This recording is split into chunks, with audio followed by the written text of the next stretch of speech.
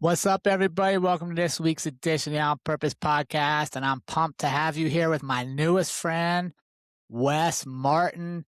You should have listened last week. If you didn't, stop, go back, listen to last week's episode about the recap of the Copper Kings 100. You're going to see why this dude was sent to me at the time of need, how our paths cross. And you know, I'm a big believer that you don't cross paths with people in life that you're not supposed to either help or be helped by, to teach, to learn from. And Wes is a perfect example of that. He's a husband, a father, an ultra runner, and somebody that I would say is a leader whose actions speak louder than any title I can give him. We met for the first time ever at the Copper Kings 100 at the Homestake aid station. And to be honest, I was emotionally exhausted, alone, and unsure if I could finish something I had spent 6 months sacrificing for.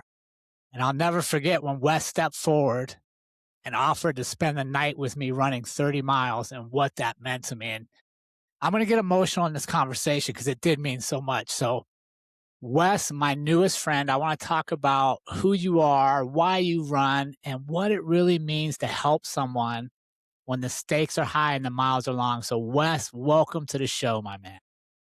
Thanks, Jared. It's great to be here. Appreciate you having me. And yeah, it was an honor to spend 30 miles through the night with you. Yeah, dude, I can't even get it. Like, we can't just jump right into that. I got to warm you up a little bit because Fair enough. otherwise I'll just be an emotional wreck the whole damn show. I get it. That's fair. All right, here's your first warm-up question, Wes. If Cool. your life has a theme song, what is it? Man, theme song is hard. That's a great question. I would say one of my favorite songs is Away from the Mire by Billy Strings. I don't know if you've heard it or not. It's a longer form song, longer, a couple, like 7 minutes or something, but it's about just staying present, staying in the moment, kind of shedding away all the muck, the mire. Those things will happen, but staying present and moving forward. So, What about a favorite quote that comes up to you and throughout life? oh, favorite quote. Well, it goes with it goes along with running and ultra running in that matter. And I feel like we probably said it multiple times overnight, and I know we'll get there, but I think it extrapolates to more than just ultra running, and that is relentless forward progression. Um, and that came from a book we've read too, my wife and I. But I just like that quote. I think whether you're in ultra running or in life at work, just relentless forward progression, showing up and moving forward. Um, that's a motto that keeps me going. Yeah, dude, that's awesome. What would you say is something you learned about yourself lately? Something I learned about myself lately. Um, I think that we can, like for myself, I think that I can help people. Like I I work in a job where we do help folks, but I work like within the tech industry for Onyx Maps. They're a great company. They've treated me well.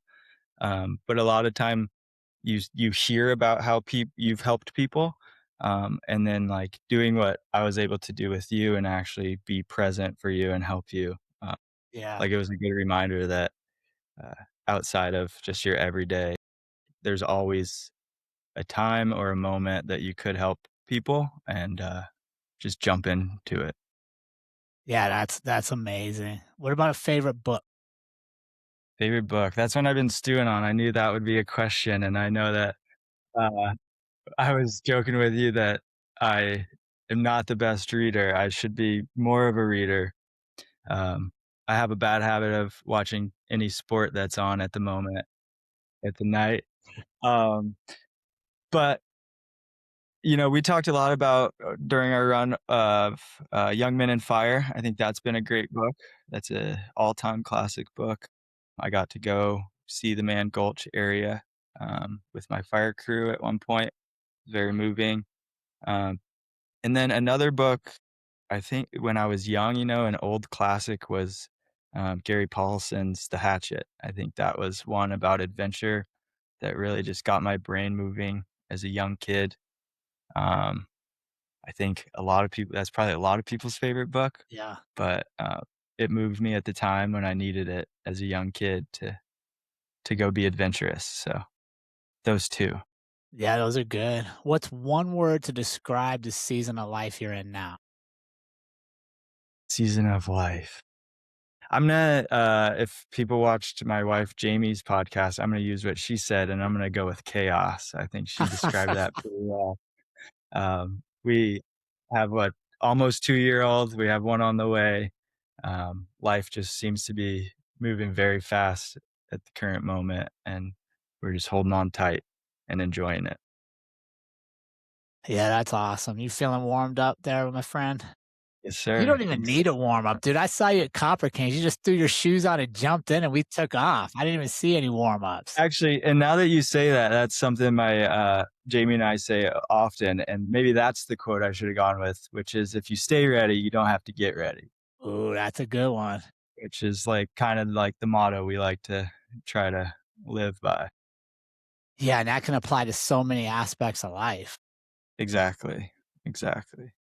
All right, Wes, talk to me about your story with running and when did ultras become part of your life?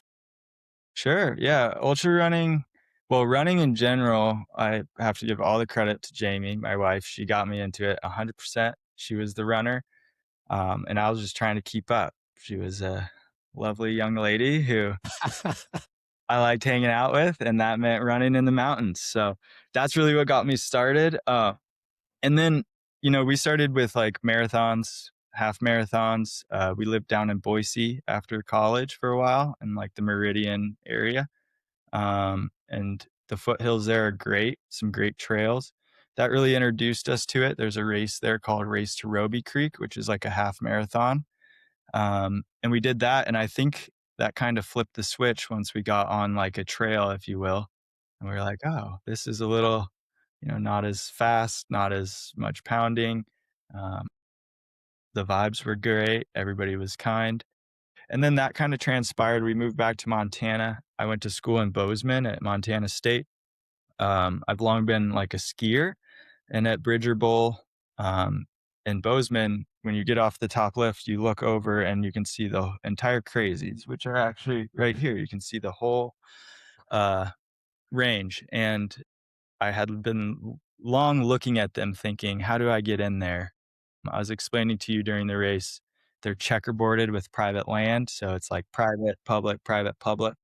Makes it hard to access through the whole thing. Long story short, Crazy Mountain 100 was Montana's first 100-mile distance race.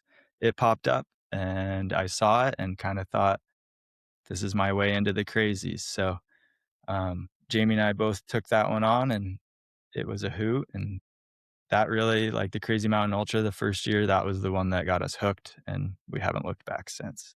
So how many like hundreds have you guys done? I have done 3 and 2/3. I was telling you the Oregon Cascades. Last year, we were cut off at about mile 70 due to a wildfire that was encroaching in on the course.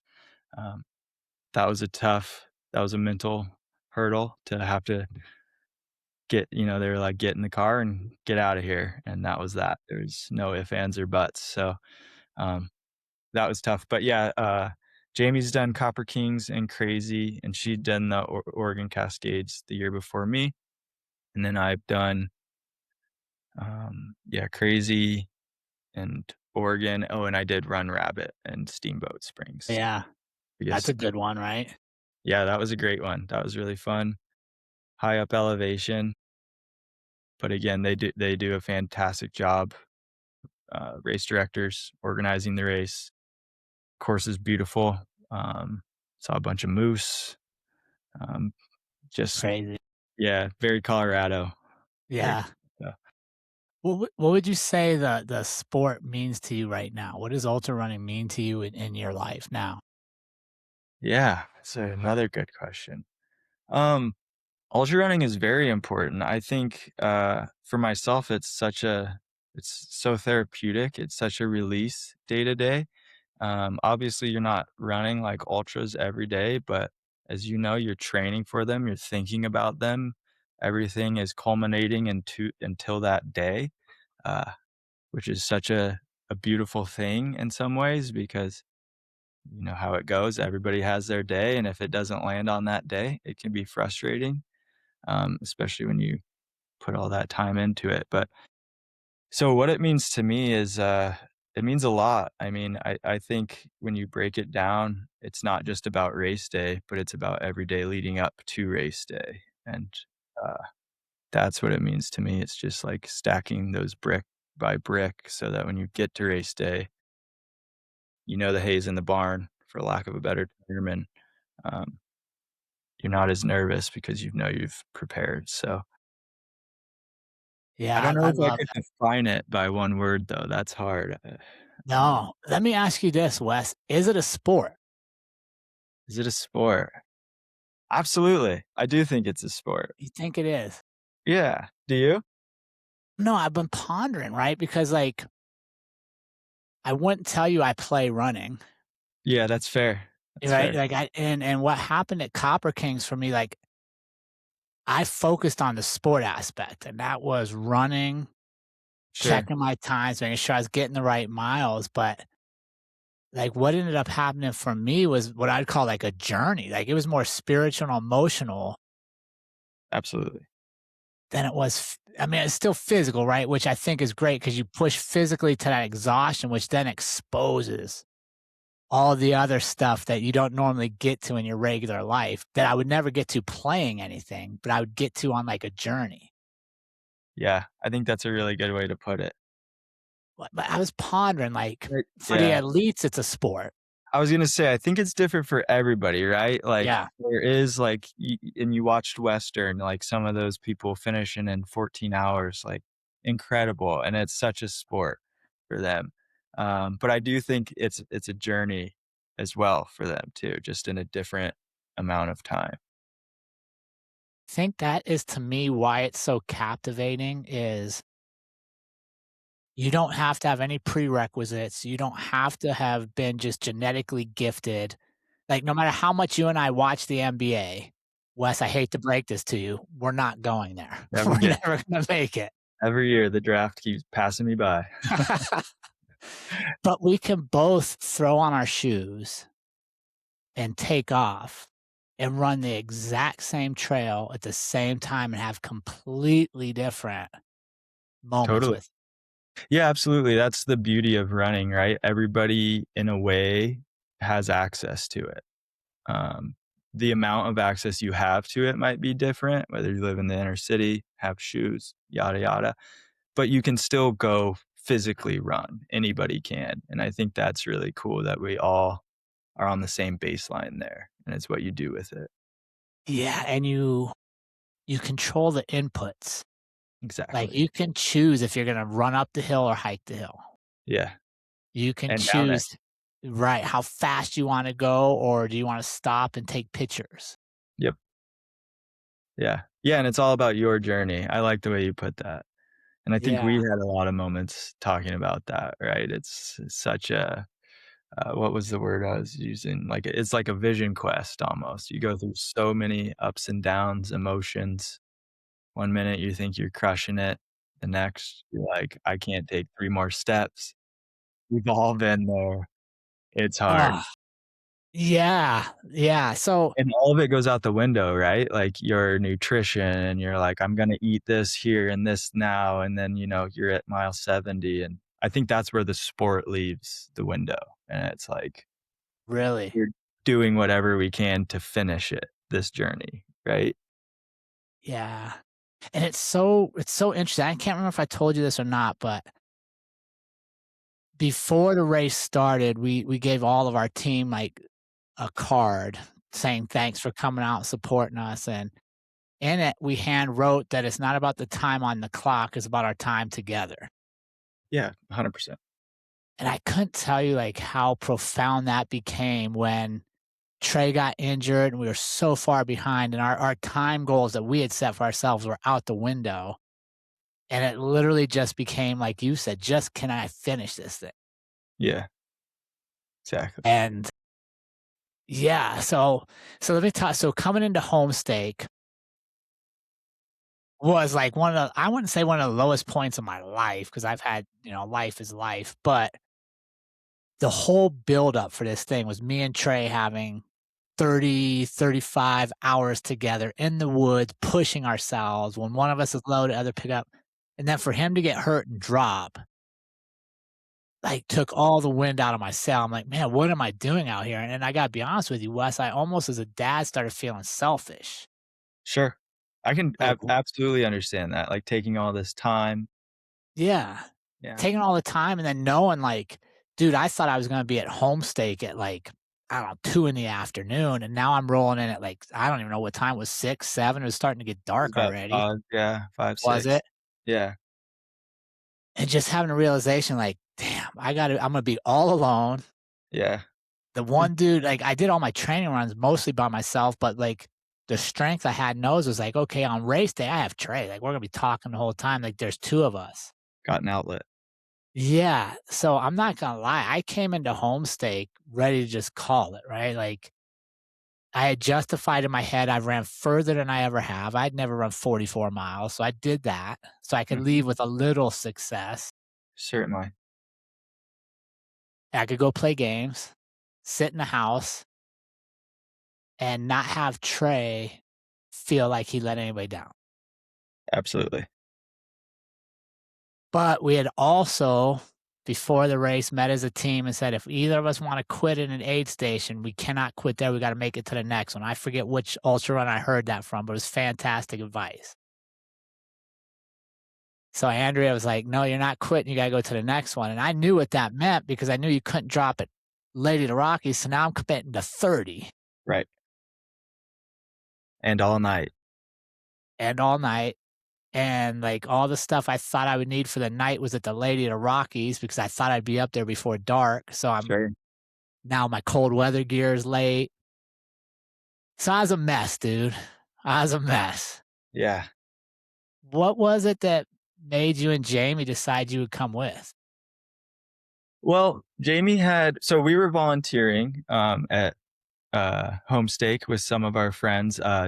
Danita and Justin are great. They volunteered last year. We've known them for a while, and they were the head of this aid station. So we decided to jump in and help.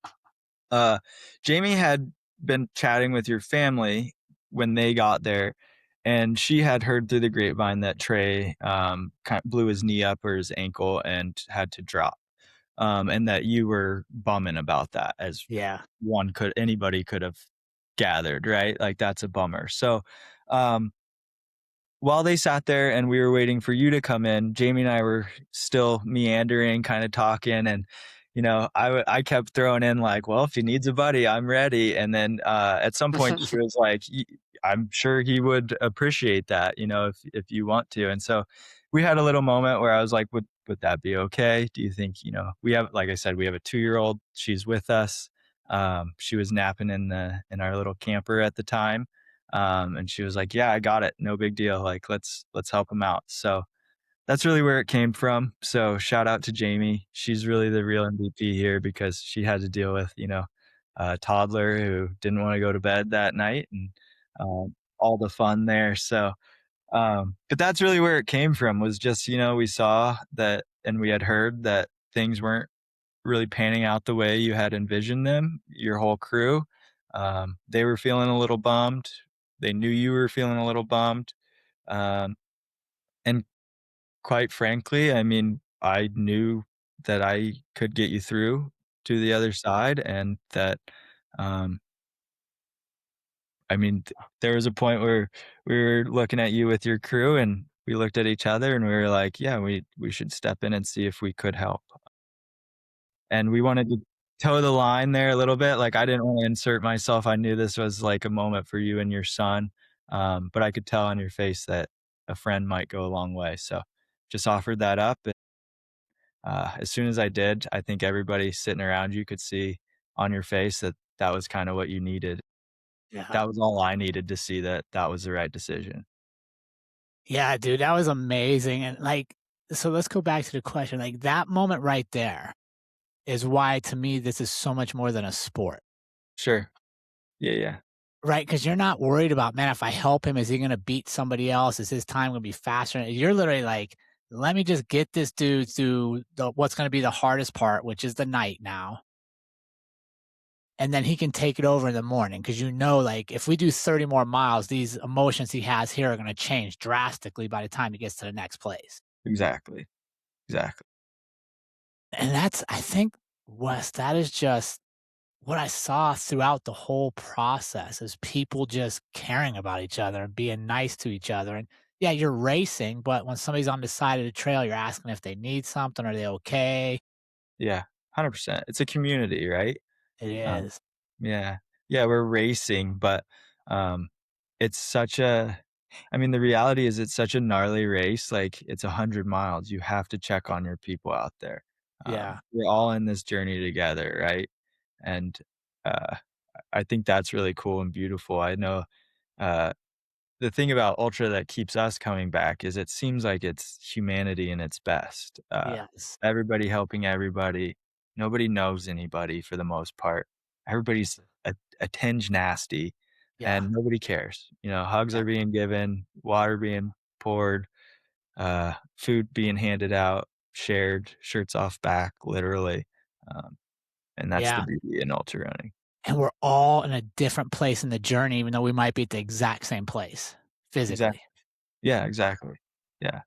Yeah, Wes, I And gotta share. physically, I'm sorry to interrupt you. Oh, Physically too, like, I knew you were, uh, able to do those other 30 miles too, right? Like, to your point, we're all in different places, but all at the same place. Like, I knew you physically were capable of it, you were just having a bad day, and so you mentally just needed a spark, and so I thought I could provide that. yeah, and I think that's important too, right? Like all the prep work that went in. Like I wasn't physically hurt. I wasn't physically, I was heartbroken, right? Like my emotions were like, is this even worth it no more anymore? But I gotta tell you, Wes, I didn't even realize this. So that moment when you asked if you could help and I said yes was my youngest daughter's favorite moment of the whole race. Really? Yeah, and she shared this with me after the race. She's like, "Dad, you realize you've always been my hero, and you've always been the strongest person I know, and I never saw you take help from anybody." And I was like, That's really "Gosh, man." cool. As a parent, I'm like, "Man, I know I talked to you about it's okay to ask for help, and true Yeah, strength is asking for help." But in that moment, I realized, like, I must not have modeled it. sure. Or I never was in a position where she was old enough to know that dad just asked for help. Yeah, So that was literally her favorite moment of the whole race, not the finish line, not the morning when I was smiling again, but literally that at my lowest when I thought about quitting and just being done and you offered help, I took it. Put ego aside, like I can't do it on my own. Like I literally was like, I probably can't do this on my own. Like I needed that. So I wanted to thank you for even that moment. Like that's something that lived with my daughter that she's like, okay, seeing you do that made me realize it is still okay to ask for help. I'm never too old to accept help. that's really cool. I love that moment, and I love hearing that, and as a new dad of 2 daughters, that's something I will carry on to and remember that, oftentimes, you didn't see the impact that had on her at that moment, but what a teaching moment that was for her and for me going on and my daughters, so that's Yeah. really cool. That's really cool. And as I said, it was a cool moment for me too, because you could see it in your eyes when I asked, you lit up, and it was the most you had lit up since being in homestake, and I think Yeah. it was really cool for myself and your family to see like, "Oh, here's the glimpse of Jared we know. He can do this." Yeah, dude, we just put so much time and effort into it to not finish, you know what I mean? Like, Yeah, I get it, and you're there, you're halfway. yeah, It's a mental burden to get it over. is. What That's really cool. Thank you for sharing that. I love to oh, hear it. man, Your what good family is it to hold those stories to myself? Like, you were a huge part of it, right? And yeah, and I think one of the things that comes to mind from this whole ordeal is too many times we think we can impact the world through something great, right? Like, this big event's gonna happen and I'm gonna run over, like we were talking about a lot of fires and stuff. Okay, I go fight this fire and I save this house. That's my big contribution to society. And yeah, that's important. or this other big event and I do this and I save something. But a lot of times, man, the things that are going to make the biggest difference in people's lives are so small that we're easy to overlook 'em. Yeah. Very true. Very true. Very And true. yeah, when Taya told me that, I was like, wow. Like, that's powerful that, like, in her whole mind, her view of me, she'd never seen me take help. Yeah. And in that moment, That's you did. exactly what I needed. Yep. What That's really cool. That's powerful. it's amazing, right? But I don't get that if I don't compete. I don't get that if I don't push myself and them see right, like, see you doing those things. Yeah. You have to What's get vulnerable. well, and the best way to get vulnerable is to do hard shit and do Yeah. shit that makes you tired, Yeah. Yeah. Because right? that'll get you vulnerable quick. Yeah. Well, yeah. What stood out most for you for the 30 miles we did overnight? What stood out most? Um, well, it was a gorgeous night, wasn't it? We had a full Amazing. moon. Being up at the Lady, that was the first time I've ever been to the Lady of the Rockies. So there was certainly some selfishness in this. I was stoked to travel that 30 miles of the CDT. Um, but the people we came across, everybody was still moving and still, you know, everybody was excited for everybody, giving each other like high praise. Good job, keep it up. That'd probably be my biggest takeaway. It just keeps coming back to the community, like uh there's the lady from Alabama who we kept kind of she Mary had Dean? Mary Dean, thank you. I was gonna say she had a double name, Yeah. very Southern. She was great. She was just chugging along, giving us, you know, good encouragement, and then we'd pass her, and then she'd pass us back. So, um, I don't know. I just really enjoy all that because you think you're alone out there, and then you realize how many people are out doing the same thing you're doing, Yeah. and it can be motivating. It was for me. Y yeah, no, I think there like, we were talking I think we talked about this, is that shared suffering Yeah, and the yep, bond that comes from it. exactly. Was there anything you learned about yourself, me, or just the process out there overnight that you took away? Um, yeah, I learned we can walk for a long way. We did. We did good, and we can eat a lot too, and, shout out to you because leaving Homestake, you were not things were not selling well, and then when we got to the Lady, you were eating every pierogi in sight, and you kept asking me, "Am I eating enough?" And I was, like, blown away, like, "I can't believe you're eating anything." So, yeah, you're crushing it. Dude, Uh, that was an interesting thing. I think Jamie said something to my family at Homestake that maybe I shouldn't be sitting down when I eat. sure. 'Cause I honestly, all the training I had done, like, I'd done all the long runs, I never had stomach issues. Really? And then as soon as I hit Copper Kings, like, I think the aid station with you at the Lady was one of the only ones that I didn't throw everything back up. Yeah. Yeah, and you ate, like, quesadilla, pierogi, had some coffee at that one, so and, yeah, You we know what didn't sit, did we? No, you We know what just I remember? And I don't know what your takeaway at Lady of the Rockies was. I just remember that guy sleeping Yep, in the warming room. And nothing against him, like, I don't know what his story was or where he was at in the journey, but I was like, "I do not wanna be that. I do not wanna be comfortable and taking a break while everybody else is out here suffering. We gotta exactly, go." exactly, and if I mean, no shade to that guy, but if you're gonna sleep anywhere, it might as well be at your Airbnb, not at the Lady of the Rockies. Great view, but that's a l you know, as they were Yeah, telling us, "You gotta stay up here till the morning, and then they'll drive you off," so you either yeah. keep moving forward or, and I'm glad we did.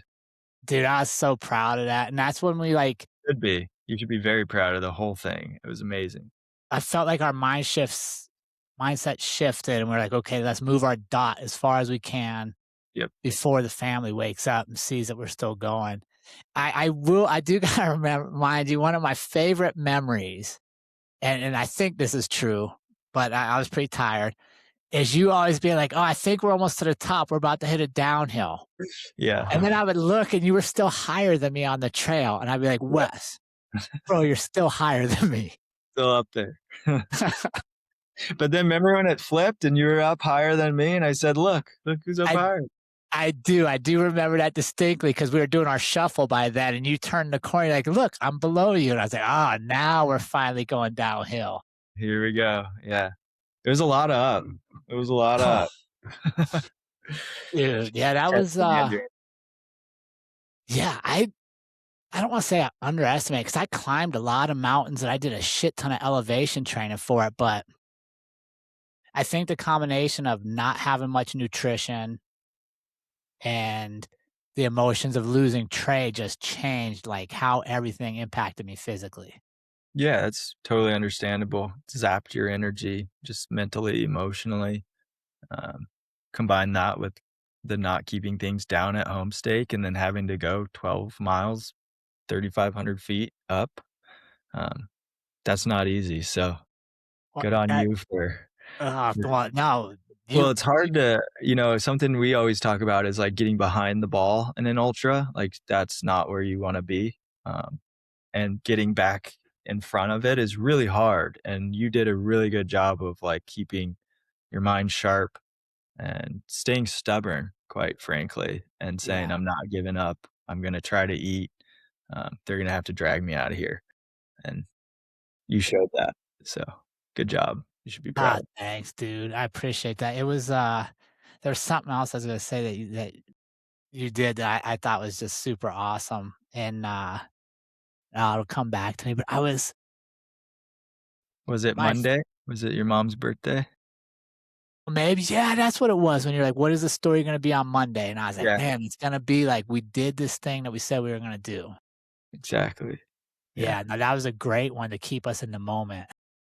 Yeah, and that was when my buddy Mitch I have to give my buddy Mitch Collier, he was my crew during Crazy, my first year, and I got into a little bit of a hole at about mile 70, and he was like, "How do you wanna talk about this Monday? Like, stay in the moment now Mm. so that you can talk about it the way you would want to on Monday," and that's what we were talking about, because you can make your decision now, you can go sit on the couch, and as Yeah, soon as you're sitting there, you're gonna be mad.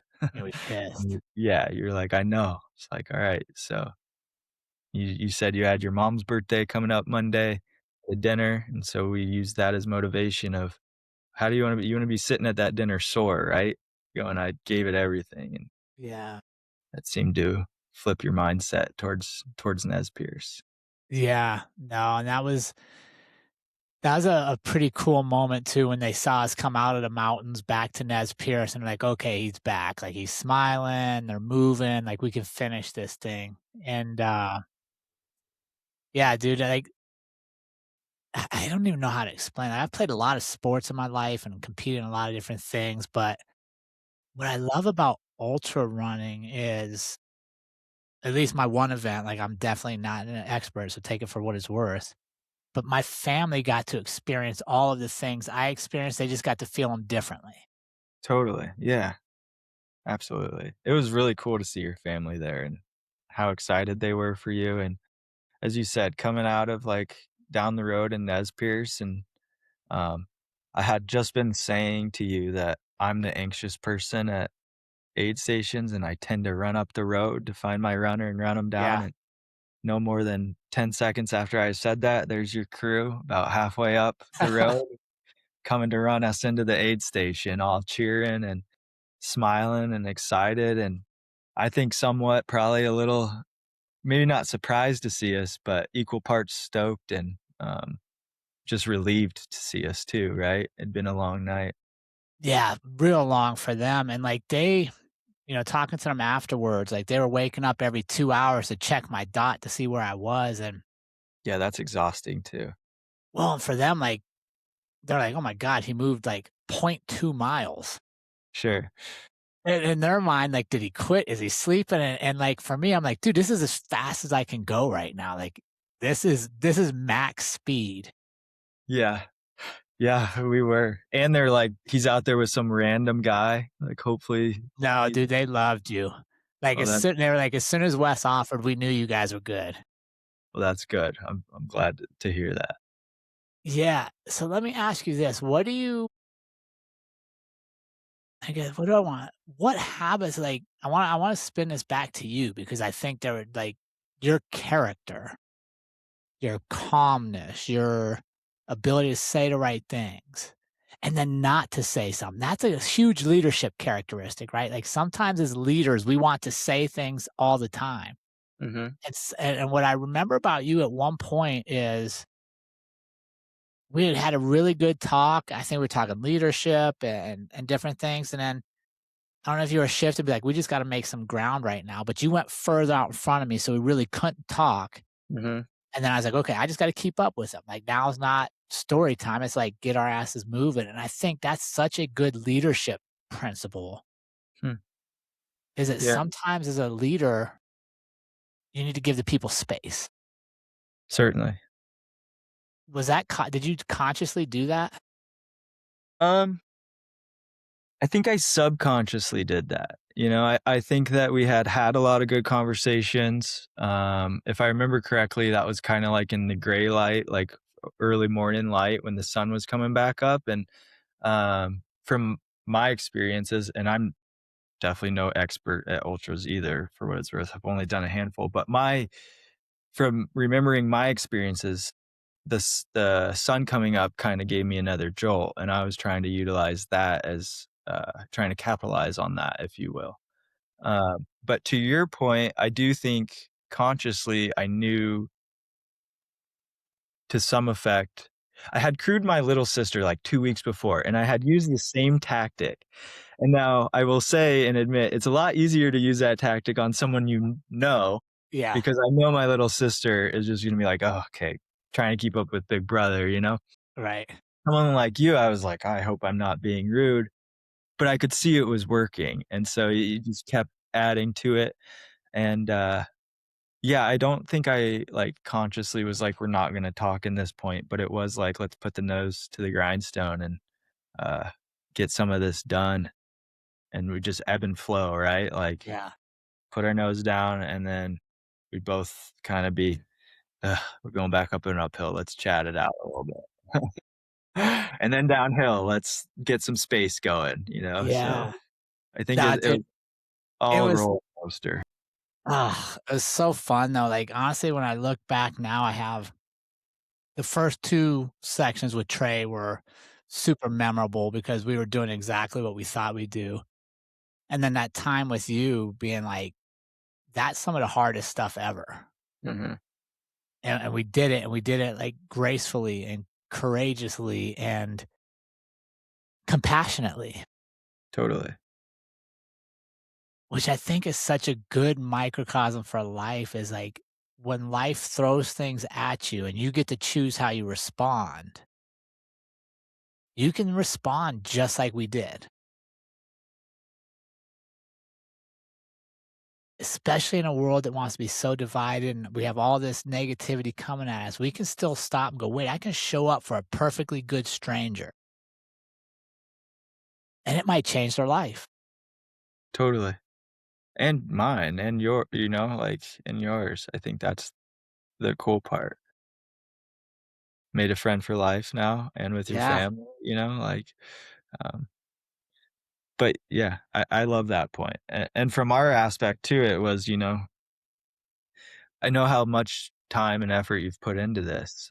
We're not gonna, I will say, and I'll speak for our aid station captains, we don't want people quitting at our aid stations. And if that means I take off with you through the night to get you to where you need to be, then that's just part of being at the aid station and part of, like, what I had signed up for, and, um, having a little bit of rapport with you certainly helped, but, um, I would say that most any volunteer at any aid station would go to those lengths too if need be, so Yeah. that's just the When beautiful part of it. and you were at the one where I don't know what the statistics were, but I'm assuming that's the place most people would drop if they're gonna drop. Yeah, exactly, and so we had that on my in mind because it's 46 miles, it's right before halfway. A lot of people are leaving right before the night. You can't drop at the Lady. You gotta make it 30 miles. but if you do, you're gonna finish more than likely. And so we were really trying to get that into people's heads. And I was, selfishly, I was stoked to join you on your adventure and your journey and be able to be a small microcosm in that. It was really cool. And help you get to the finish line was, you know, equal parts fulfilling for myself as it was for you, I'm sure. Yeah, dude, it was, yeah, it was a thing for sure, man, and, like, I think, like, you had said something before too, is, like, you knew I had pacers for the last 3 sections, and they had all trained to run those sections with me, and I remember somewhere along the line, you're like, "Hey, let's get there, you got more people running with you, and they sacrificed to run with you," Exactly. We were talking which about I your sister, yeah, a lot of training in too, which is awesome. And like, right. So I yeah, was it's like, a "I can't team. quit." Then she never even gets to try. Right. Right. And so to bring it back, that's where I would call it a sport, like almost team sport, right? Like it took a team of people to get you to through the 100 miles. And I think that's the cool part is that in that moment you were thinking beyond yourself and like, I gotta get me to my sister so we do this together. And that was big for you, big for her. And I know it was big for Jamie and I to see watching driving home. Jill and Jared, they're together and they're running and let's go. Like, Yeah. we did our part and that thrilled us. And I know I'm sure it thrilled your sister to see you coming around the corner and it was her turn. I mean, we just don't get moments like that in life and Mhm. Wes, you know what I mean? And I think that's the thing I love about running that I've found is it requires you to be present in the moment. Mhm. Right? Like when I get up, if I have to do a 30-mile training run, it's a long day. Well, I can't just start at mile 30. I have to enjoy the first few steps and mile one and then Mhm. mile two, right? And eventually I get there. But if I'm not enjoying it and I'm not present, it's a disservice, right? Like I'm just not, the odds of me finishing it aren't very good. Totally. You have to mentally be able to wrap your mind around pretty much every mile in there. And what I love is it's the same for life, right? Like if I get to talk to you and I'm having a conversation with you, but in my mind's head, I'm just wanting to get this conversation done so I can go check 2 more emails, take the trash out. Well, I'm not going to make the most of our time together. Mhm. But Yeah. if I'm intentional and I realize all that other shit's gonna still be there, but this is the only time this version of Wes and I get to interact today, I want all my attention here. Yeah. Yeah. It's very similar in that aspect. I do like that. And we get out there, dude, and so for that 100 miles, I never listened to music, I never turned my phone on, and I think that's maybe why for me it was such an intense spiritual journey, is because I never distracted from any of, like, the physical pain, the emotional pain, the climbing, like, all of it was right there. Yeah. Yeah, you're feeling all of it. Yeah. Sometimes I'm like, "Maybe I should have turned on some music." Very fair. Or a podcast or something just to Yeah. make the time go by. Let me ask you this, Wes. What do you hope people understand, trail running or not, because we have a big community. What do you hope people understand about just making the decision to help someone through a hard moment? Yeah, I I think just, like, staying in the moment, but also trying to look ahead of, like, what that decision could lead to for all those affected. I'm trying to relate it to, like, our experience, like, um, it would have been a lot easier for me to not offer and help my wife, do those things, but, you know, that's what we were talking about in that decision was like, well, what if we do make this decision and like downstream, how will this affect Jared and ourselves? Like, will this actually affect us or Jared? And we decided that this is something that in the moment won't really affect us. Jamie can handle CC. She was confident in that, but this will greatly affect Jared and his family going forward. And so that was the decision we made. And I think, like, for myself, it was a great learning of like, that's what I need to do more in life, right? Like, the hard decision oftentimes is the right decision. But we still had to talk it through, kind of lay everything out and ensure that that was the right decision to do. So I don't know if I said that really elegantly, but just trying to look around the corner, right? Of like what your decision making could or could not impact and how um, you go along with that. Yeah, I think that's important. I think you said it very well. And I think it's sometimes when people are at that low point and they're in the midst, they can't see the sunrises coming. Exactly. So by That's offering, you have a different perspective because you know, okay, this is dark here, but we can get through it when we do what is the likely outcome. exactly. And to like, I think you said that really well because quite literally, we were like, Jared is in the dark. He's going into the dark, and we just need to pull him out to the daylight, and we know he can do this. Yeah.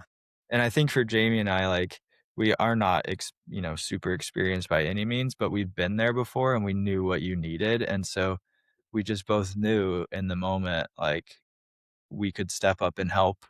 We're we're in the situation where we could. And so because we can, we should. And that was the decision basically. So again, she's the MVP because I was selfishly like, I'll go run with him. Hell yeah. But I know what that means too. And she was like, Yeah. go for it. Get him over there. Get him to Nez Pierce. And yeah, so No, dude, Wes, I can't thank you enough for your time out there and your conversations and your energy. And I feel like I'm forever grateful to you, my friend. no need, man. The feeling is mutual.